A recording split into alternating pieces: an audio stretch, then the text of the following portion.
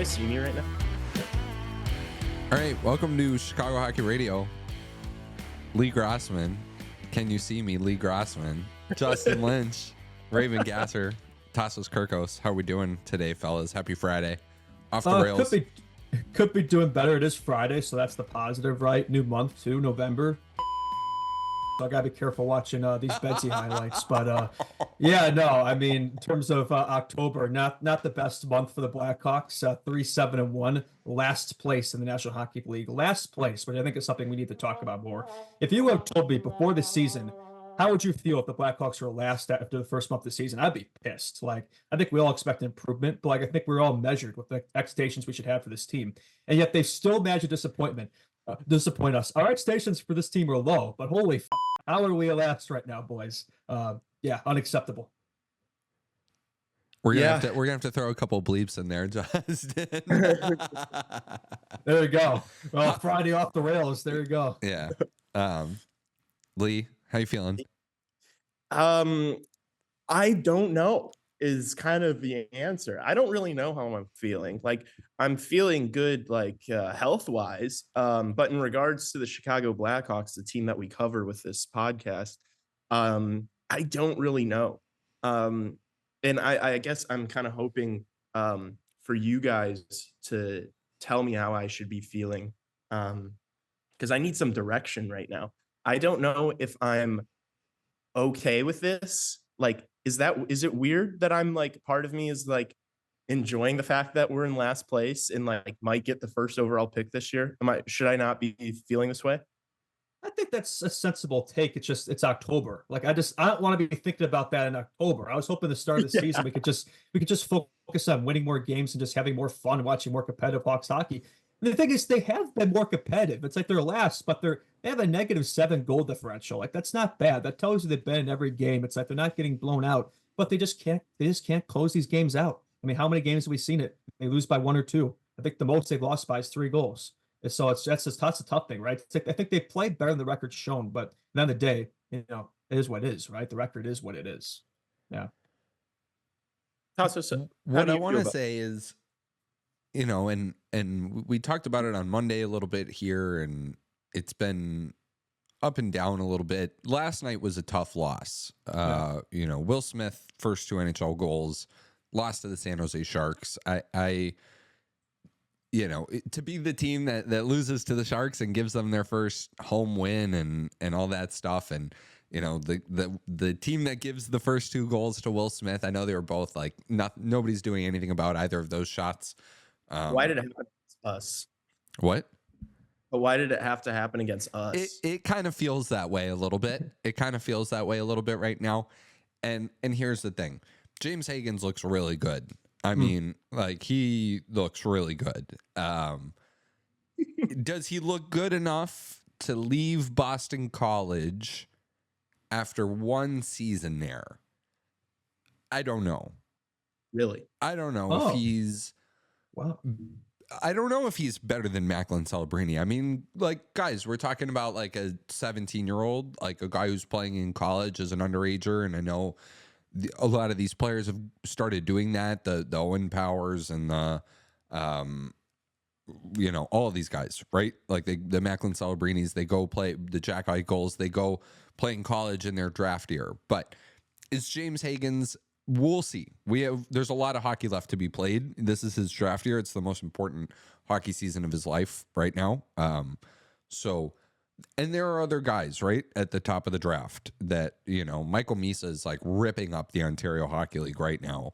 And so is Porter Martone. And so, Roger McQueen's hurt right now, but he'll be back like in about a month or so. Now, here's the thing. Lee said before we got started here, he was like, let's get 2 top 5 picks. I think 1 top 5 pick is enough. But I think, it's about time you make a trade to really bring in a piece. And I still think that the way things are going right now, you can make a trade for your Marian Hossa right now and still be bad enough to get a top 5 pick. That if you're in last and you get one player That doesn't mean you're going to go from last to 25th. Like that's not, or 24th, right? It's not really going to happen. You're not really going to get out of the top 5 because you got one guy. So I just, that's kind of where I think things are at. But I want to hear from you guys. I agree with you that I don't know if one guy moves the needle that much right now. But it will. When I look at this forward group, it's like I have this thought because I watched the highlights again this morning. And that second line of Needs something. Paul, Bertuzzi, Foligno. When I look at that line, I think to myself, that would be a really good third line. Yep. You need, what this team really needs is 3 more top 6 players.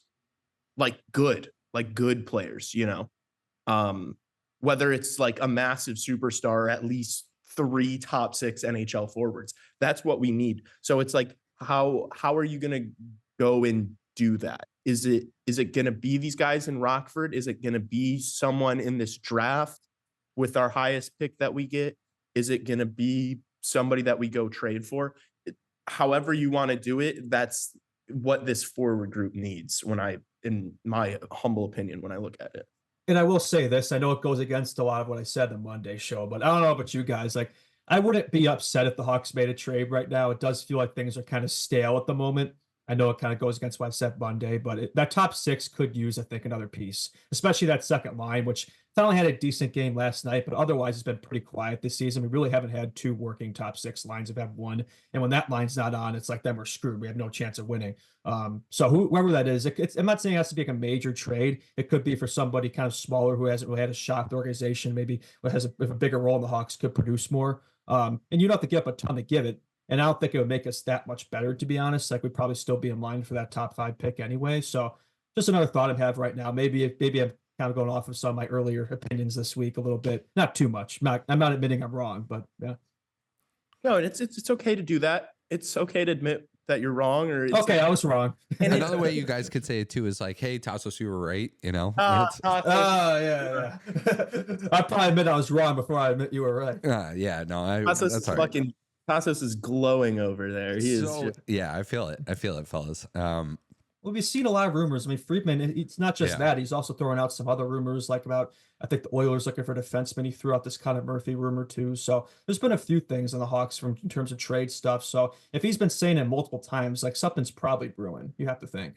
Can I say what I would do if I was Kyle Davidson? Yeah. Sure. I would go try to make an acquisition right now.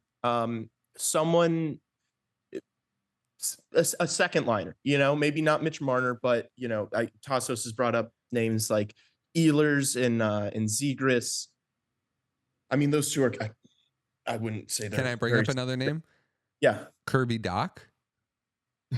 From a Hawks sounds like a Stan Bowman. I think Montreal is a glut of forwards. I think Montreal is a glut of forwards right now, and a glut of defensemen too. But I think they cleared that up a little bit with the Line for Harris swap a bit. But they still have a lot of guys on the back end. They sent down Logan Mailloux, who's playing pretty good, but they also have a lot of forwards already. The first line is pretty set for the next decade with Caulfield, Suzuki, Slavkovsky, and the second line, I think they still have some guys that they would hope would take spots up there, and I don't think Kirby Dach really has a fit in Montreal, and I think if the Hawks approached it, I think the Hawks could reacquire him for a lot less than what the Habs paid to get him from the Hawks. If that's true, and we can get him for less than we gave up. If you could get him for a second round pick, would you do it? But Davidson, he's the guy who traded him 2 years ago. You think you'd trade back for him? No, yeah, I don't know. Maybe not. It's just an idea of a second line player. Anyway, nonetheless, I continue. I'd make an acquisition, someone of that caliber now, do that to just invigorate some life in this team. I bring Frank Nazar up. All right. I bring him up and just let him play. If it doesn't go well and the team gets worse, I don't care. I let him play. And then I keep that first line, Kurashev, Bedard, Teravainen, rolling regardless. If they struggle a little bit, if they're doing well, regardless, I keep them together and I play them the entire season together. And then I go in, if we don't have a top 5 pick, I trade up. Or if I do have a top 5 pick, I trade up with the 19th overall, or it's probably going to end up being higher because the Leafs are going to be good, I'm sure. I package next year's first and I move up with another pick to 2 top 5 picks. And then from there, you maybe make one more big splash in the like a big trade, a big name. And then you chase the Stanley Cup next year. That's a pretty big jump. That's bottom 5 to Stanley Cup. That's pretty bold there, big guy. Playoffs, I don't know about Cup. Yeah, we're a ways away from that. No, obviously we're a little bit of ways from that. Yeah. But I think that does it. I think that if you have 2 top 5 picks this year, if you pick up someone like Trevor Zegras, and then you play Frank Nazar, and that could be a fun second line. Is that not, is that not at least putting us in the right direction? And I don't think that's like, it makes us a better team. It's not going to like all of a sudden, like, it's not going to make us, I guess, too not good. Immediately, it's not going to hurt the tank. That's your groundwork. Yeah. I think if you get 2 top 5 picks in the draft this year, that is your groundwork for the future. You're set. Now it's like, let's start building. And the hope is that, because here's my flaw with your plan. It's twofold. One is the hope then that you're spending 2 top 5 picks on guys that you want to be frontline superstar, close to point per game guys on offense, like forwards. I want them to be top 6. That's all. That's like good top 6. Like when I say top 6, I'm not saying like, yeah, they can compete at the NHL level in the top 6. I'm talking like Florida Panthers level, like top 6, like Sam Bennett, Verhaeghe, Reinhart, that level top 6. The other flaw I have with your plan, the second one, and this is a larger conversation about that first line as a whole, the Kurashev, Bedard, Teravainen line. It's too soft. It's too soft of a line. There's nobody physical. Gritty guy up there. There's nobody physical on the line. They're going to get physically dominated when matched up against other. A tough guy on that. You just said that Montreal line set for a decade plus. Who's nails on that? Uri Slafkovsky is Slafkovsky's a big boy animal. Yeah. Hawks need somebody on line to get them the puck. Yeah, somebody like Bertuzzi or That's why you got Bertuzzi. Lee does not agree over there. That's why you got. Is that not why you got Tyler Bertuzzi? I thought so. Yeah, I thought so when they signed him. Yeah, but he's not. But he's not that. He's not a first line guy. He was for the Maple Leafs last season at times. Yeah, because he was playing with Matthews and Marner, and it's like, yeah, when you're playing with 2 superstars, you can be like. But Bedard is a superstar. I think you're underselling my boy. Yeah, but Bedard is a superstar. No. But Bedard, Teravainen are not right now Matthews, Marner. Oh, yeah. No, but Bertuzzi's job is still the same. It's to go dig for pucks below the goal line. It's to battle hard, to create space in front of the net. What do you want me to say? But he hasn't been, and we haven't used him in that role much, and he hasn't been that. So what am I supposed to do about it? I don't know. Nothing. You're not supposed to do anything about it. Draft 2 top 5 guys. I believe in Frank Nazar. We have so much talent in Rockford. Like and we're not using it. Using it. Yeah. Yeah. No, I'm with you on Frank Nazar. I've said it. I've said it. I don't know how many times on the show that he could and should be on this Hawks team right now, and I stand by that. We might have we might have a super legit top 6 in Rockford in our prospect pool right now. Like that is like Tassos says, like not all these guys are going to pan out. They're not. But a lot of them could. Like that's also a reality. is that a lot of them could be really good NHL players. Statistically, like, okay, the threshold, I think, for somebody being like an NHLer versus like a call-up guy, I think it's like 200 games in the National Hockey League, I would say. Yeah. Right? Like if a guy's played 200 games for you in your organization, it's probably a good standard that like he's a guy, right? Yeah. How many of these guys do you think are going to play 200 games in the National Hockey League? That's 2.5 seasons. I totally hear you. The pushback I give to that is just the number alone of how many guys we have down there. It's like I would say you're gonna have at least 5. Yeah, but some of them honestly are gonna go like make it with other organizations too.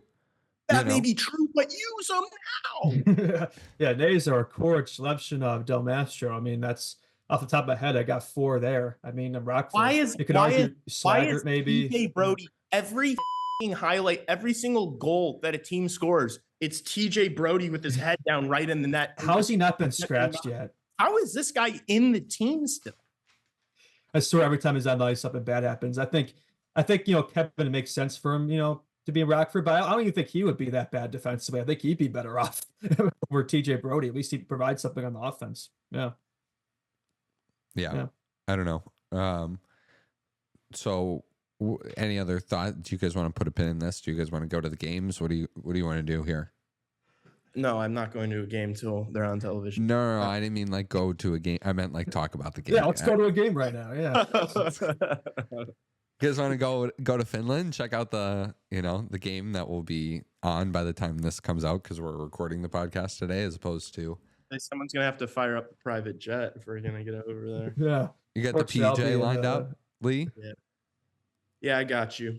All right. Well, the Hawks play back-to-back this weekend. They play the Los Angeles Kings tomorrow, and they will play the Anaheim Ducks on Sunday.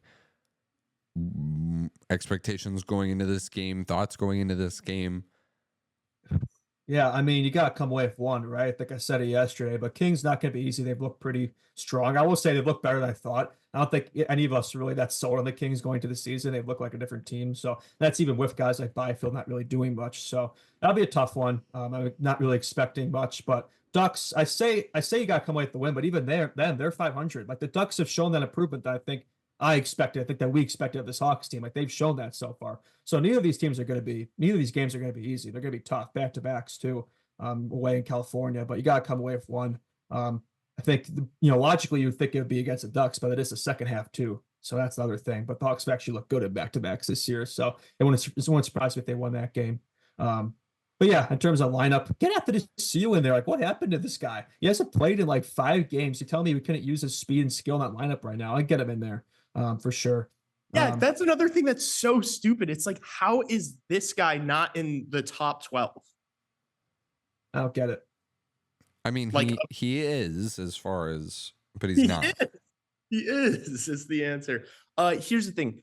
If we lose both these games this weekend, we are changing our channel name from Chicago Hockey Radio to 2025 NHL Draft Reviewers. And we're just going to be talking about draft prospects for the rest of the year. Just all of our listeners know where we're at. No, but there's got to be something that happens. If you lose both these games, you got to go make a trade. The season's basically cooked already. You got to start playing prospects. You got to do something. If you totally agree. Like, yeah, I mean, if you just think about San Jose, LA, and Anaheim, we're talking about bad teams. Do you think maybe you can catch some teams that, like, I think back to when Winnipeg traded for Sean Monahan last season from Montreal, and they did it like way earlier in the season because they knew their need, and Monahan was available and he was on an expiring deal, and they went and got him and he was great for them. Do you think maybe that there are some of these players on the Hawks that teams could be calling for a bit earlier than, the Jets again, even are 9-1? I'd say pick that phone call up, hear what they have to ask for. If they're offering a first for Taylor Hall. What about a second for Taylor Hall? as long as it turns into 2 top 5 picks this year, I don't. So like what you keep saying that a lot. Like you think we need 2 top 5 picks in this draft. Like I think one's enough. Like what's your rationale there for why we need 2? So that we are not even considering this next year. Okay, so this is like So the it's final haul. not even an option. If you get 2 top 5 picks this year, both forwards, you round out your cornerstone for the future. It's just up. We're not having the same conversation next year because it's like we've got the players. If they're struggling, it's like, okay, what do we need to supplement them? We don't have. This is what Tassos has been saying this whole time, suggesting that maybe we don't have the players in the prospect pool. I think if you get 2 top 5 picks, combine it with what we have already in the prospect pool in Rockford, you're guaranteed to have the roster. And then if you need to make more trades or acquisitions or cut some guys, change the scenery, whatever it is, then you do it. But he tried to do it this past draft. He tried to get Demidov and Alevshinov. He tried to get both. And he should do that again this year, but then actually get it done. Well, I think with last year's a little different because he was trying to get like that franchise defense and that complementary forward. But in this draft, like he's not going to be drafting. I don't think he's going to be drafting any defense because I think we're kind of. I know we're not. We can't say we're set, but it kind of looks like we are in terms of the future. Is he really going to go for 2 forwards? You don't have room to draft. Yes, you don't have room. And I think also like he probably want to save some of that draft capital, and to make that big trade in terms of an established piece, right? Still have it. What's up? You still have it. They still have so much draft capital for the next 3 years that you. So you think you could do both? Yeah. I think you can do both. Okay. Yeah, you might be right. Yeah. I still think you might need another piece on both fronts. And none of this has anything to say about the future of the goaltending position with the Blackhawks, which I'm sure we could spend even a lot more time on. But I don't know that, Guyon, I think, is going to be a guy, really. But other than that, I don't know if Camasso's really... Is he the next Joe Wall, or is he the next, I don't know. It's too early to say with these guys. It's like we don't really know. I mean, he's 22, isn't he? I think you're right about that actually, but we haven't even seen the NHL yet, so it's like 16 years old for goalie years. Yeah, goalies are so different. Yes and no. I mean, you still want to see these guys that are especially drafted guys and guys that you are really paying attention to their development. You want to see them definitely in NHL action soon. I understand Camasso's not ready, but you want to see eventually what you have there. Right? I feel like no? I just feel like goalies are so much easier to acquire.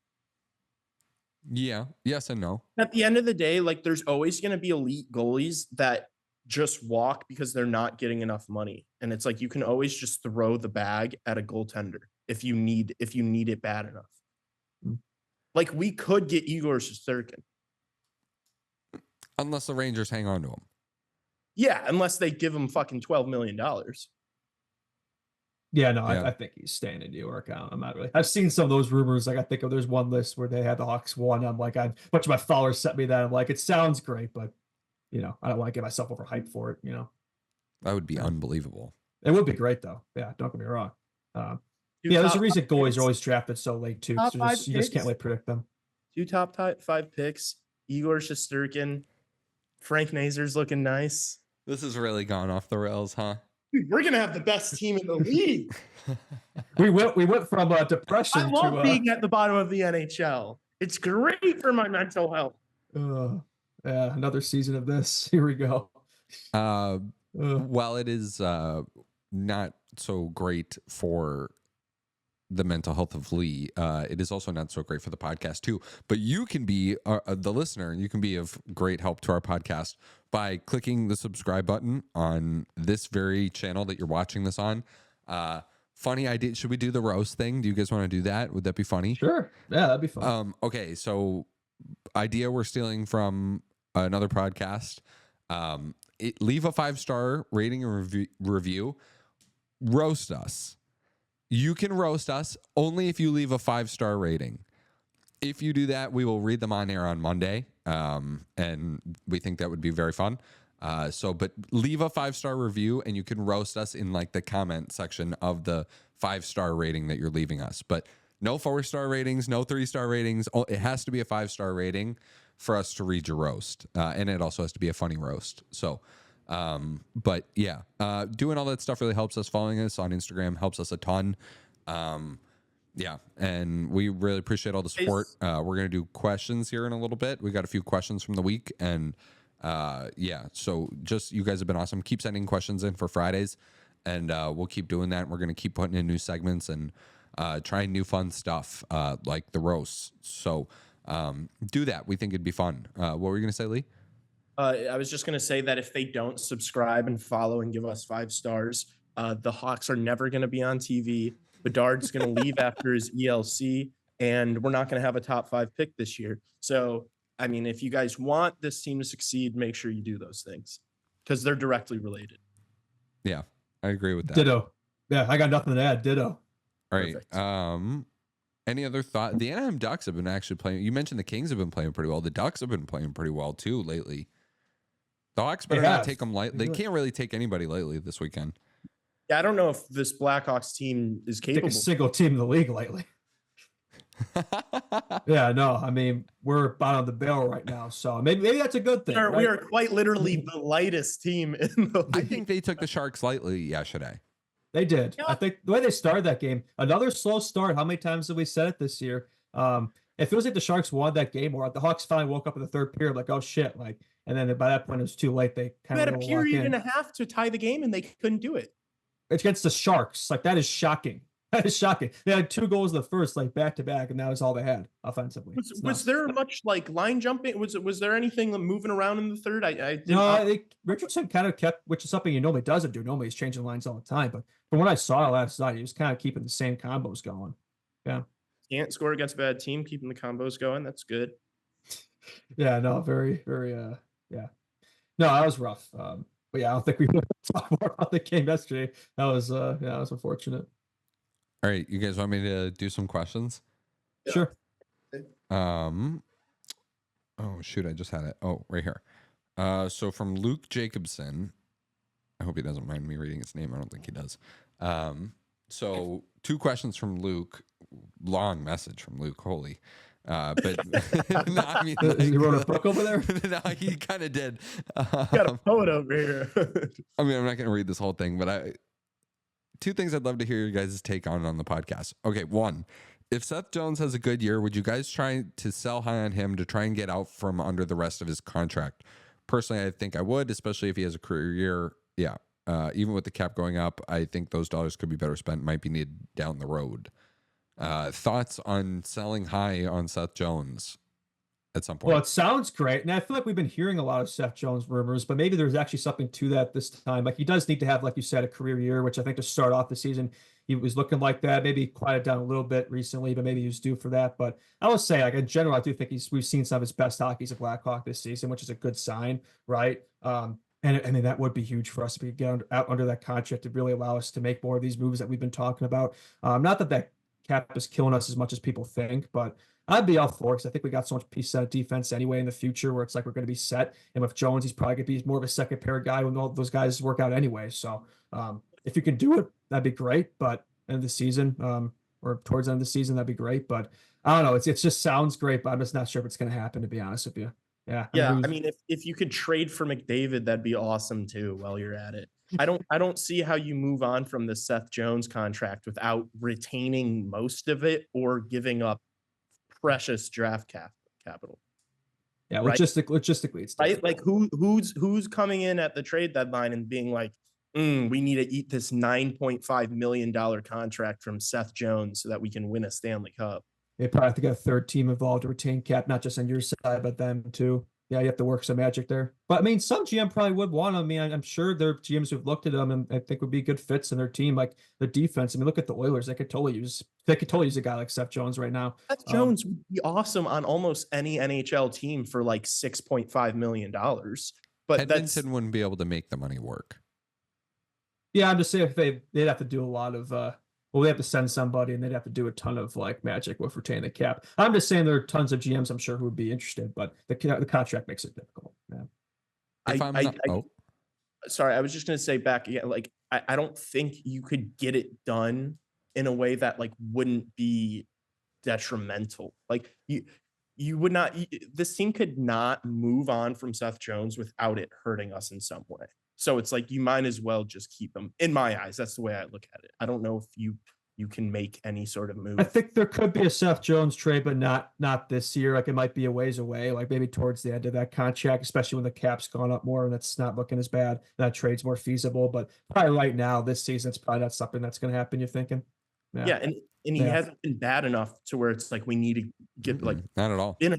He's been one of our best defensemen. And that is the thing, right? You take him out of the defense, and all of a sudden, woof. Like so, I mean, right now, I think he's probably more of a help than a hazard, to be honest. And that's coming from someone who's not always been complimentary, but I think his game. I think we actually could use that right now, probably.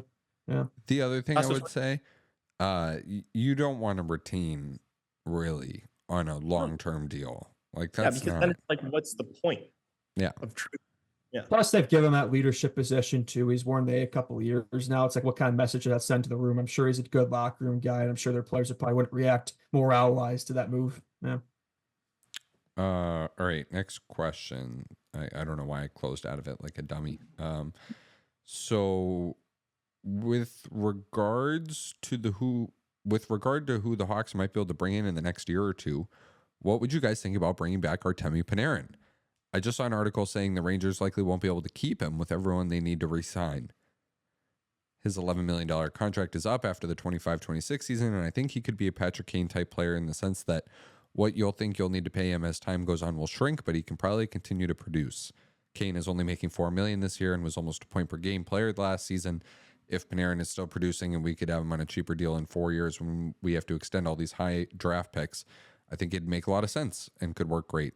Heck, bring back Kane on a cheap deal too in a year when we're contenders, since he was so hell-bent on playing with Panarin when we traded him. Yes, let's just bring back Kane Panarin, boys. Problem solved. Yeah, but I mean, that would be cool, though. I mean, we saw how well that Kane Panarin connection worked. Unfortunately, it was only 2 years because Bowman decided to do Stan Bowman things and ruin that. But the Bedard Panarin connection would be something else. That'd be cinema. But again, sounds great. I just don't know logistically how this happens, to be honest. I mean, I think that in terms of that last final piece, in terms of adding to the offense, the forward core, that would be a great one. That could be our Marian Hossa on steroids. But I feel like that would be difficult to pull off. Yeah, unlike the nostalgia merchants that apparently riddle this entire Blackhawks fan base, yes, I don't like bringing in players back that you got rid of. I'm just personally, I don't think why would bringing it, no offense to this kid, but what does bringing in a 33-year-old Artemi Panarin do and you wouldn't even get him this year? Like what are we doing bringing in like a 35-year-old player? Connor Bedard is 19. No, I'm not really particularly interested in bringing in Artemi Panarin whatsoever. I did not realize he was that old. He does not play like he's 33, man. I mean, dude, remember, I mean, he won the Calder as like a 25-year-old or something. That's true. Yeah, that was something. I think Artemi Panarin still has a lot of game left. That's true, but a lot of game is like, we're building our franchise piece is 19 years old. Why bring in a 35-year-old? Yeah, that's fair. I mean, it'd be great. We know it could be great for the next few years, but then like there's always that kind of that drop off. But not always with some players, they don't experience that drop off. I mean, Malkin, Crosby, they're 38, 39. They're still producing the way they are. Panarin's 33. I mean, at least for the next 5 years, I'd say you can count on pretty good production. But then beyond that, who knows? And that's whatever you'd have to give Panarin, I'd rather give $2 million more to Kaprizov. I agree with that. I think Kaprizov will be a lot more on his next deal than $2 million compared to Panarin. No. I'm saying like it can't be that much higher. Like Kaprizov's not going to be $19 million. Well, how much do you think Artemi Panarin's getting on his next deal? This guy seemed to think that it was going to be like $4 or $5 million, like what Patrick Kane's getting right now. What? It's not going to be that. No, it's like double that. He hasn't had the injuries, and he's been consistently a top 5 scorer in the league. Yeah. He had 120 points last year. He's up there now. I mean, It's going to be more than $10 million. So with that being said, Kaprizov can't be more than $2 million more than him. Oh, I mean, he could. I think the most you can get is, what is it, 20%? So that would be $16 million yes, against the cap right now. Yeah, I'd Kaprizov rather probably pretty close to that max out thing. Kaprizov, how old is he? I mean, the Wild GM literally said, "Yeah, we'll give him pretty much whatever he wants." Yeah, yeah, that was the quote. 27. Yeah. And I think Colorado is approaching that point with Mikko Rantanen too. Ooh, man, Mikko Rantanen. Now that would be a piece. That would be that piece. Oh my god. Who would you rather? Absolutely. What's up? Who would you rather, Kaprizov or Rantanen? Well, Kaprizov's a 26 thing. Rantanen's this year, right? His deal is up this year. I'm correct about that. Yeah. So if you could add him now, I'd add Rantanen. But if you're thinking long term, if you could go get Mikko Rantanen, I would do a lot. I would do anything you could to go get Mikko Rantanen right now if I were the Chicago Blackhawks. Betsy Rantanen, man. Oh, man. That would be cinema. I mean, that's your Hossa. I mean, that's, we're talking that's about your Hossa, like parallels. Squared. Yeah, I mean, he has more, he has more offensive touch than Hossa. Yeah, Hossa had that two-way game, for sure. All right. Yeah. Want to cut it there, and then we'll take a break, and we'll come back with NHL Hour? Sweet. All right. Keep it here. We'll be back on the other side with the NHL Hour of Chicago Hockey Radio.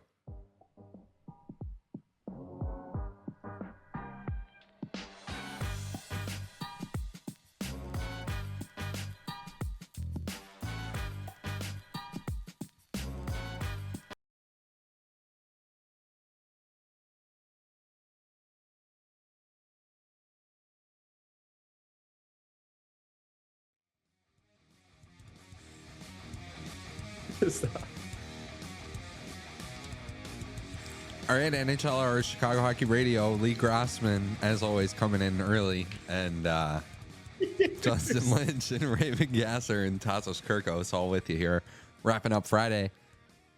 Boys, any thoughts from the NHL this week? I want to touch on some teams here that I've been particularly interested in, but a lot of games. This is a packed weekend. We complained about the NHL not scheduling games on Friday and Sunday, and then now they obliged by giving us a ton of games this weekend. So, thoughts?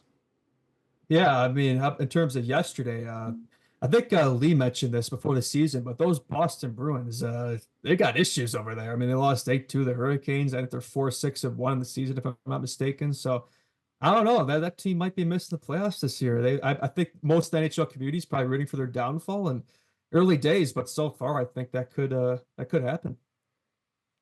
Yeah, I mean, any team that is relying on a 36-year-old Brad Marchand to be like their top 3 player is not going to have any success. And I thought that last year, like even after they beat the Maple Leafs, I was like, yeah, this team can't win a Stanley Cup. Like they literally can't. And it's the same thing this year. Even if they turn it around somehow, which I don't particularly think they will. If they make the playoffs, it's like I'm licking my chops because I'm like, oh my gosh, I can make so much money fading them because people are going to genuinely think they have like a chance to do something. It's like this forward group is not that good at all. You have David Pastrnak, like Zacha, Coyle, like are these guys like even if you just compare them to like people on the guys on the Florida Panthers top 6, like none of those guys are as good as Carter Verhaeghe. No, none. Yeah, no. So not surprising. I don't hate the Bruins as much as I think maybe other NHL fans, but either way, we're watching their downfall. Yeah, it did feel like this was inevitable at some point. I mean, I'm kind of with you. Like I expected them to be worse than they were last year. I thought but they were able to kind of stave it off for another year. But yeah, when they beat the Leafs, I was like, yeah, they're gonna get cooked by the Panthers. It wasn't even close. But and this year, they're finally coming back down to reality. So This was due for a while, and I think I'm happy to see it. Not that I hate the Bruins, but I don't particularly like them, and it's just nice to see some fresh blood up there in that division. Get in the playoffs hopefully this year. Yeah, Totally. yeah. 6 games tonight. Also, the Columbus Blue Jackets against the Winnipeg Jets. 2 teams who've been playing really well. Obviously, the Jets are 9-1, but Columbus, you got to give them credit. They're 5-3-1. They've been playing some really good hockey. Elvis Merzlikins has actually been playing really well lately too. Nice to see him have a bounce back kind of season. Yeah, I don't know. That should be a good game. Also, Jacob Markstrom going back to Calgary tonight for the first time since that, coming off a shutout against the Canucks too. So How about that Hughes brothers game, eh? For the Canucks, that was a rough one, 6-0 for the Devils. Yeah, that's the Canucks. They got some issues over there, man. Yeah. Yeah, I mean, Shelovs hasn't been good, but Lincoln has been good. So yeah, that helps. Kind of cancels that out, right? Yeah. A little bit. But yeah, the Blue Jackets 5-3-1. I mean, a lot of people wrote this team up for the season. They're playing inspired hockey over there. So that's the thing. It's like if people want to make excuses for like the Hawks, for example, I look at the team like the Blue Jackets. I'm like, why can't we be doing that? So no, very impressive for them. They have a really good top line, like Chinnikov, Marchenko, and Monahan. Like they play well together, and Monahan's been a seamless fit. Yeah, and I've like made a decent amount of money betting on that line, honestly, because they're always undervalued by the book, but it's like they produce almost every night. So, and also it's not surprising to see bad teams succeed at the beginning of the season because it's the early season. Yes. That's, you didn't want to say anything else there. You know what though? I think it was Elliot Friedman saying it today on 32 Thoughts that the teams that have home ice in the first and second rounds of the Stanley Cup playoffs, sometimes those teams fade towards the end of the year. The teams that win the Stanley Cup are the teams that are building as the season goes on always, and then the playoffs is like your crescendo into your peak, right? Or hopefully you're peaking a little bit before then even. But some teams do fade off at the end of the season and end up with home ice advantage in the first round of the playoffs and even win a series because they have home ice, and it's because of games they won in October and November. So you're wrong, Lee. I just wanted to point that out as... Again, and I don't know how many times I have to specify this. I'm not saying that the points mean anything less at the beginning of the season. I'm saying that the level of hockey is so bad. No, I know that bad teams can succeed. I just think that that's a good point. Like, it's not just for teams that, like Calgary has kind of come back to earth rather quickly here. Yeah. And some of these other teams. So, you were definitely right on that one. But I also thought like Calgary was a little bit better than Columbus even than it should be. Like Columbus, a lot of people had pegged for where the Hawks are, right? Yeah. So, to be 2 games above 500, Dean Evison is a really good coach. Like that guy gets men motivated to do the job and to play hard and to pay attention to things. And I don't know. That's the thing. Yeah. That is a big difference from last year. Like a competent coaching staff can work wonders of a team. I don't think they've really had that, the Blue Jackets, for a while now, and he's definitely making a difference over there for sure, getting the best out of these players. But raise your hand if you just learned that the NHL Global Series is happening again today and that the Panthers and Stars are playing in Finland. I just learned that today. So amazing job for the NHL marketing team, really making sure all the fans are aware of that. But yeah, that should be a fun game though. Panthers Stars, that could be your Stanley Cup this year. That could be a preview. Yeah. You guys didn't really know about that? I mean, I knew about it obviously because I did the morning show, but so they went over to Finland a few days ago. But I just looked in the schedule and saw Fastenal Global Series Finland. I'm like, oh, okay, I guess that's happening. Yeah. Mm-hmm. I honestly learned about it this morning watching Andy Francis, and he said he shouted out the NHL marketing department for letting us all know about it ahead of time. Because they didn't, but it's a great game nonetheless. They play tomorrow too, right? A lot of Finns on those 2 rosters too, so pretty cool. 7 Finns between the 2 rosters. Yeah, and I just hope that like sometimes like the the early season global series that was like that happened during the preseason. Like that was so whack. So hopefully this is like actual real hockey and not like, the preseason garbage that we saw at the beginning of the year. I brought this up today on the morning show. Places you guys would like to see the NHL play games, because there's two parts to it. There's Ooh. the playing places where hockey is already popular, and then there's Trying to playing at expand it. places like Australia when they sent the Kings and the Yotes out there, and but now they went to Sweden last season with the Maple Leafs and the Wild going over there, and the Senators, right? Were the third team, and I just I wonder what you guys think about that and where you guys would put games. I said Spain would be fun earlier today if they played an NHL game there. Obviously Greece would be cool, but I don't know. What do you guys think? That's a good question. You'll say I also Spain. said Slovakia too, because they don't go there that often. Or Slovenia, Ante Kopitar, that's a beautiful country. That would be cool. That's a cool idea. Yeah, I've been there. Very, very beautiful country. You say Spain, I'll say France. Why not just throw France in there? Yeah. They have a little bit of hockey. They're stronger than Spain, I would say. There's some players. Oh yeah. Yeah. So that could work. Maybe Paris or something like that. Paris. Yeah, that would be awesome. Yeah. Germany. Yeah. Taiwan. What about Taiwan? That would be cool. Copenhagen, Denmark. Yeah. Denmark would be sick. Denmark would be sick. Denmark would be. That's a cool answer too. Yeah. Norway, that would be fun. Yeah, really anywhere up there for sure. Because hockey is Sweden, popular in those countries too. Oh yeah. A lot of places in Europe. I mean, Europe, people don't talk about enough how popular hockey is over there. I mean, there's an argument after soccer, it's the second most popular sport in Europe. Like, there's an argument there of the big few. I'm sure there's something like some other obscure sport that's probably more popular. Don't quote me on that, but yeah. I would say the gap between basketball and hockey is closer in Europe than it is here in North America. Yeah, we need to make some inroads on that. Yeah. Mm-hmm. Yeah, especially because the NBA has made so many inroads in Canada, whereas like that was closer. ESPN, have you guys seen? I think it was like an old ESPN article. I want to say it was ESPN or Sports Illustrated. Raven, maybe you could look this up.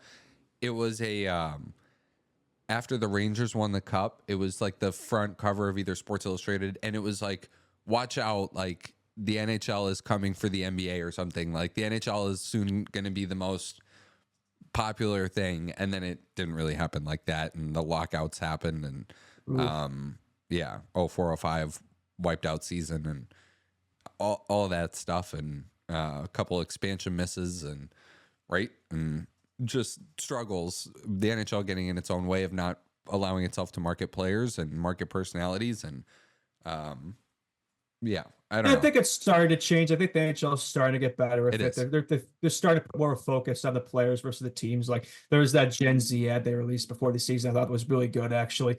So yeah, more stuff like that.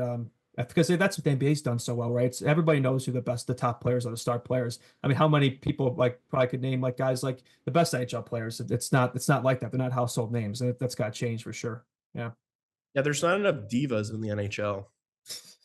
I feel like that's actually like a fundamental problem with like trying to grow the NHL is that there's like all these like unspoken like rules and code of how you like behave in the league, and it's like it's kind of like a double-edged sword because like I understand that that's also kind of the draw about it is some of those things. But also, I think that really keeps you from having massive personalities and massive stars in the sport. Like, there are people that are like, I hate Matthew Tkachuk's game. Like, Matthew Tkachuk That's crazy. I don't think anybody says that. No. There's so many people that don't. There's so many old heads that don't like Matthew. I personally don't think you should be hitting a goal. I would have thought old heads would like Matthew Tkachuk's game. I thought it'd be the opposite. But yeah, it's funny. Kind of going off of that point. I don't know if you guys watched the Daily Face-Off interview, Frank Seravalli, Connor Bedard, but even he kind of admitted that. It's like in front of the cameras, like, yeah, I'm a boring guy in front of the cameras. Like, I don't even try to, show myself. I think a lot of players probably have the same mentality where it's like you can see the media trading and a lot of these guys. I think they're probably just, I don't want to say they're afraid to show their personalities. I'm sure it's there, but I think that's probably just the way they are. Just hockey players are just kind of built different from that lens. It's just a different mindset, I guess, a philosophy. compared to Well, other it's just sports. like, the whole interview setup is just like so boring. You don't ever have any like good questions coming in. It's like you get off the ice Yeah, after it's the always the game, same you shit. maybe lose, and then it's like, Connor, what do you think led to tonight's loss? And has it been frustrating losing 8 games in a row? It's like, what the fuck do you think he's gonna say? Like, no, it's actually not been that bad. I feel like there's just a couple things, and I'm pretty okay with losing. It's like these questions are like stupid um and just like repetitive. And so it's just like, when do you ever see an NHL player giving an interview where they don't look like a shell of themselves? Like they're always just like drowsy almost, because it's like so exhausting. Yeah, that's Repetitive. a yeah. You're right. You're right. The only interviews that are fun are when like Biz is interviewing someone on TNT and they're like kind of giving it to him back, and like He There are brings it on. guys. There are guys. If you like go in and watch people talk, like there are guys that have personality. Like Tyler Bertuzzi has some personality to him on the Hawks. yeah. Polino. Yeah. Foligno has some personality to him. Yeah. These guys, Nazar, Rockford. Yeah. yeah, I don't know. Some of these guys do have some character. Levshinov. They all have Yeah. character. You know what I'm saying, though. Yeah. Yeah. What, I what think a lot I of these guys have it, just the media doesn't really bring it out of them, right? Yeah.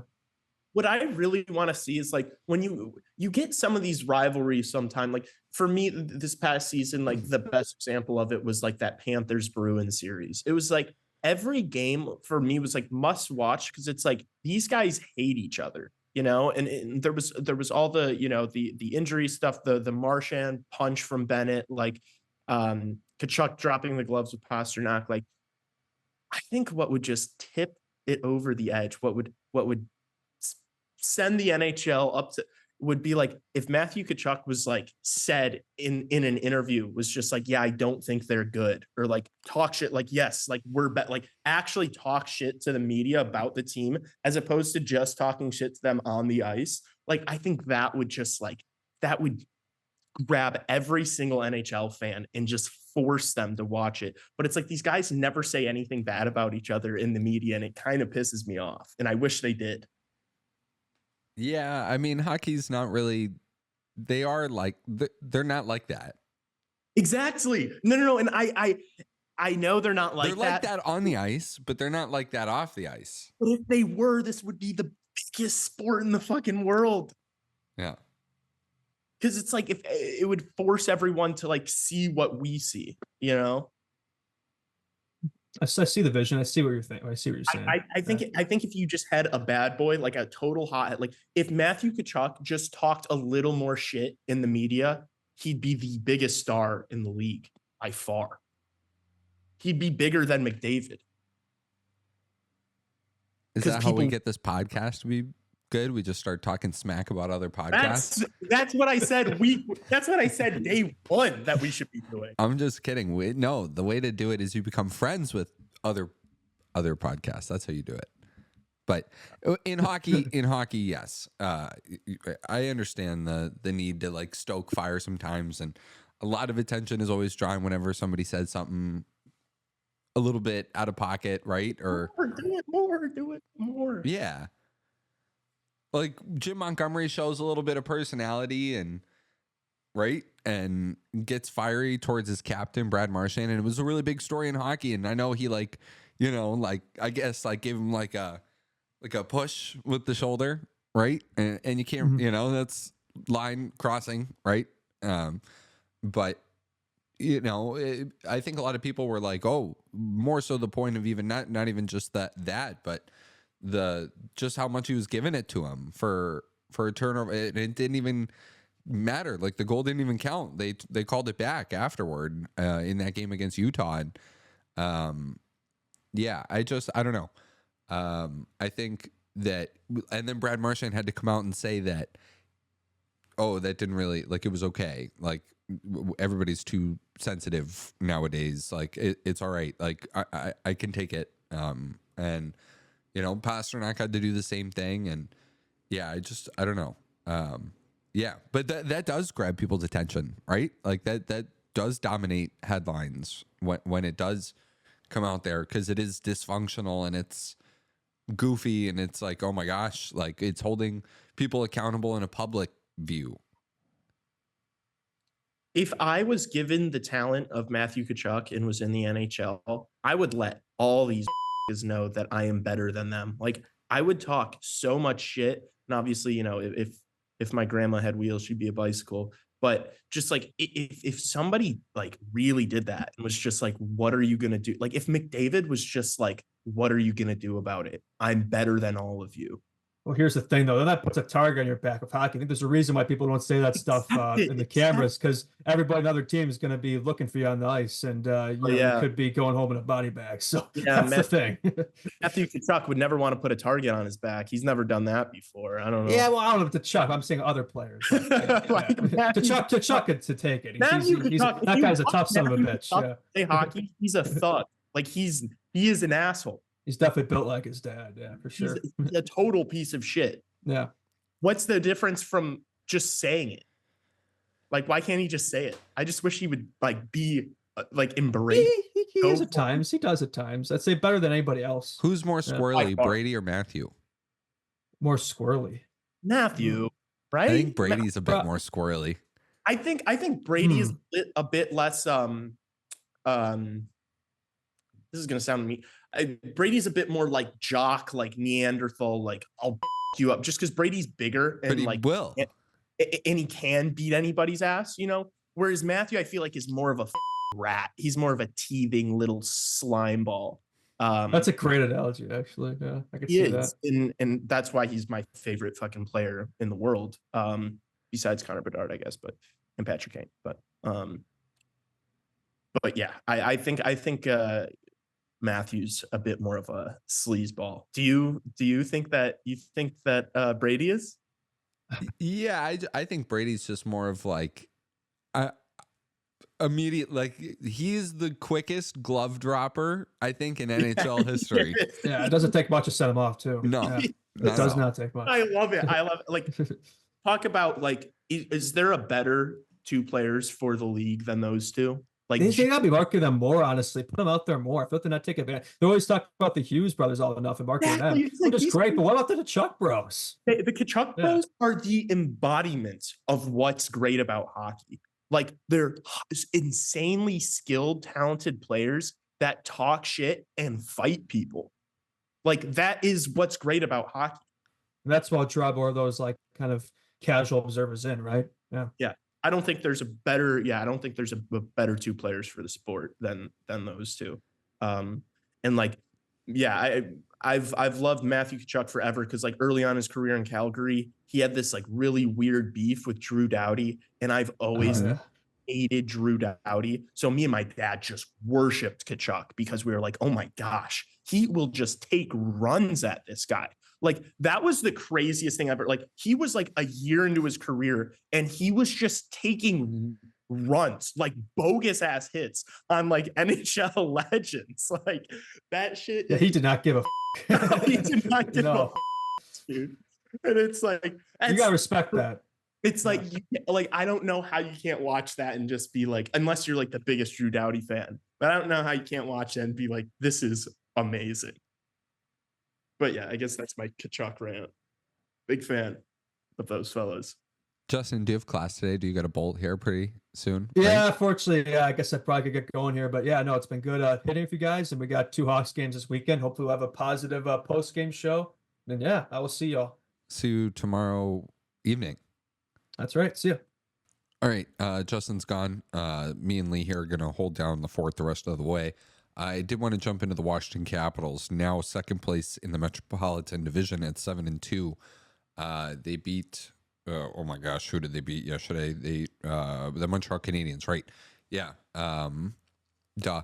And just, you know, Ovechkin scores again. Do you think that there's any possibility? I was posing it this morning. I think there is a chance that he could get it this year. If he goes on a run of all runs, and you think about Ovechkin, and he's a player where he scores a lot in bunches, right? But like good streaky bunches, right? And yeah, I just think that if you need what, 42? Ooh, I think he's closer than that I now. think he's 37 away. Yeah, he's 37 away. He's got 5 goals already, so he'd need 42 goals on the season. Yeah.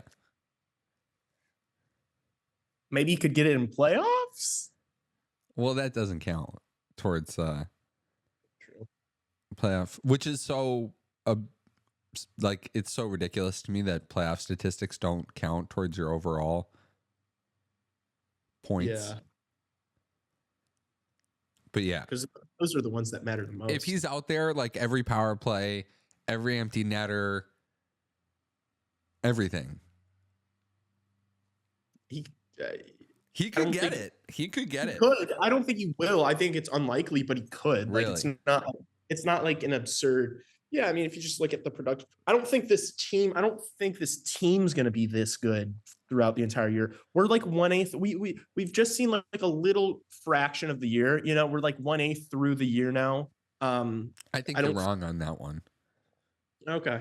Well, I might be. But what are your thoughts on like the American Thanksgiving? Generally, there's like the thing that goes around hockey circles that like the American Thanksgiving cutoff being a pretty good one. If you're like 4 points out at Thanksgiving, it's, you know, pretty unlikely you make the playoffs. I think 10 out of 70 teams in the last like couple decades have done it.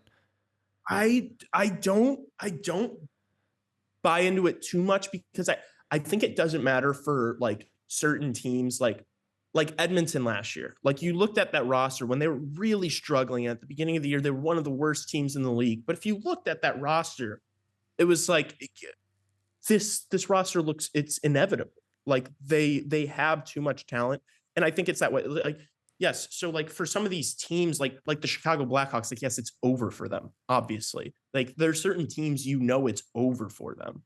But there's also going to be like even if like the Oilers are back like behind that sack. I mean, let's just look at the standings right now. Like I I feel like there's certain teams that are outliers just based on their talent. Yeah. And that it like doesn't really apply to them, you know. Do you like really buy into that? I'm buying stock in the Capitals right now. That is why I wanted to bring them up here with you, because I think that they're playing really good hockey. And you know, you have the same record as the Carolina Hurricanes, and some of those spots in the Metro are up for grabs. And I know that, you know, the Rangers are probably going to be competing for a top 3 spot in the Metro there. But if you're the Capitals, there's no reason you can't be the first wild card this season, especially if this Boston downfall continues. And you know who's last in the Eastern Conference right now is the New York Islanders. And I don't know. I mean, I can't really shit on that team any more than I have already on this podcast, right? I feel like I'm sure you could go back and find me saying that I don't think they deserve to be a team and stuff. I hate that team. I think they're so boring and yeah, they're not good. But yeah, as far as the Capitals, yeah, it would have to be a wild card spot, right? Because it's like they've played well in the first 9-10 games of the season. But if you think about the rest of the season, like, are you really going to be able to go bar for bar with, you know, New Jersey, Carolina, and the Rangers? I think that's extremely unlikely. And then, yeah, I mean, they're going to be battling those teams like Ottawa and Buffalo that we've been talking about a lot this year, and Detroit. So it's going to be, I think, probably similar to last year, pretty fun towards the end of the season, you know, seeing like which of these teams are going to snag these wild card spots, because I think the race is going to be close. But yeah, I don't think any of them, I don't think a single one of those teams is going to have any sort of success in the playoffs. Like maybe they somehow, one of them can steal a first round, but like I don't think any of those teams are going to win more than one round of playoff hockey. Fair. That's fair. Yeah, I think the Capitals still have some holes. I love the way Spencer Carberry coaches that team, and I think the Ovechkin. The one thing I wanted to ask you too is, to what level of media coverage do you think the Alexander Ovechkin goal chase is going to get as it gets closer? Because I think it is one of the probably Like, is it a bigger record than the points record? Like, I don't know. Like, you could maybe argue that. It's gonna be insane. And like if he's gonna be close, like you're kind of hoping and not predicting, but you think it could happen. If we're getting towards the end of the season and he's around that mark, I mean that team might be must watch, Yeah. because they're gonna be battling for a wild card spot, and then it's gonna be like, is Ovi gonna get this year?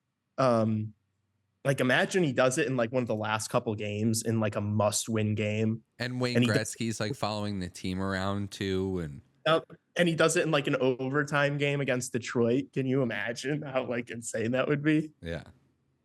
That'd be fun. I mean, I hope for stuff like this is great for the game. So I hope you're right. I hope he can.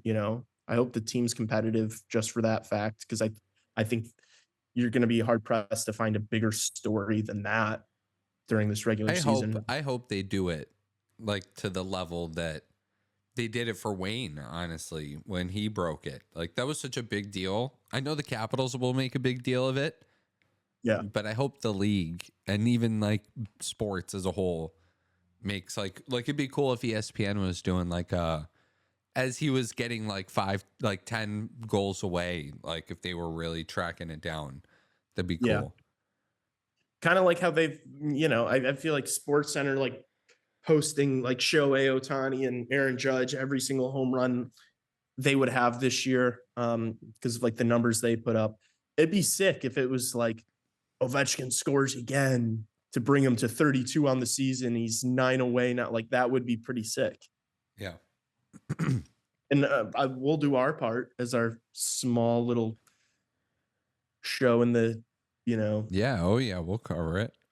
Absolutely. Any other thoughts? Sunday, you got Battle of Alberta, Islanders, Rangers, Saturday night. I don't know, a lot of games. Montreal, Pittsburgh. That should be a good one. Hawks are going to play Los Angeles as part of their doubleheader. Maple Leafs will play the Blues. Thoughts on the weekend?